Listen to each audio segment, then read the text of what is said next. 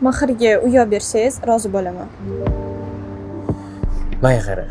O'zi yaqinda o'qishni birga bitirgan bo'lsak, sharoitimni bilasan. Ozgina shoshmay tur.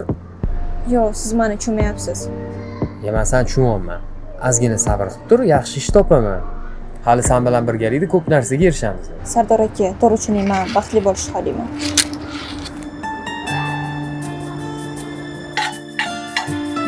Bo'pti, ona, men ketdim.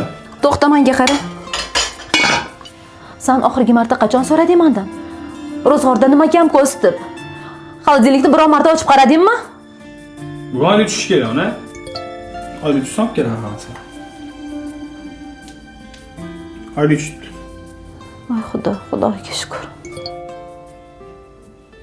Nima? Tinchlikmi? Kreditga yechibdi. Voy bolam, men senga necha marta aytdim kreditga ish boshlamagin deb. Kredit olganlarda hech qachon 1-2 bo'lmagan. Ozgina sabr qiling, hammasi yaxshi bo'ladi. To'xta, menga qara.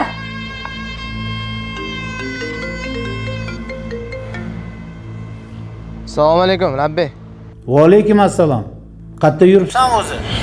Shabnam o'zi ota bola bo'lib ko'rishib gaplashsak bo'ladimi? Uflama menga. Men senga hamma narsani qilib bergan bo'lsam, uy, joy, mashina, ish. Katta bo'lib mas'uliyatni his qilsang-chi? Kimni farzandligingni unutib qo'ydingmi sen? Bo'ldi, xo'p, emas, tushundim.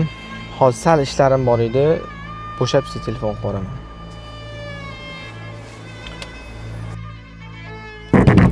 Qilar ekan. Topgan pulim kreditlardan ortmayapti. Uydagilarga ham pul berish kerak. Nima qilishga ham boshim qotib qoldi, o'rtoq. Gapirma. Balam o'qishni bitirdim-ku. Ish topishim kerak. Yetmaganiga Mahrga uy so'rayapti. Nima? Uy? Da, uy. Yag'e. Muammolarimizni yechib ketyapti. Xormi? Qalaysan, tinchmi? Yaxshimisan? Nima unaqa bezansirang turibsanlar? Ko'rmaysanmi? Yaqinda o'qishni bitirdim-ku. Hop. Ish topmasam bo'lmaydi, o'rtoq. Shu Adin ishxona. To'xtagan. O'rtoq, menga qara, Adiladan kattaroq summa olib, biznes boshlasa nima bo'ladi?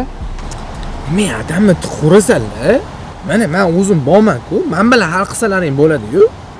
O'rtoq, sen qizishma. Menda bitta ideya bor. Qancha tashvishlardan chiqdik soppa-sog', eplab bo'lmaydi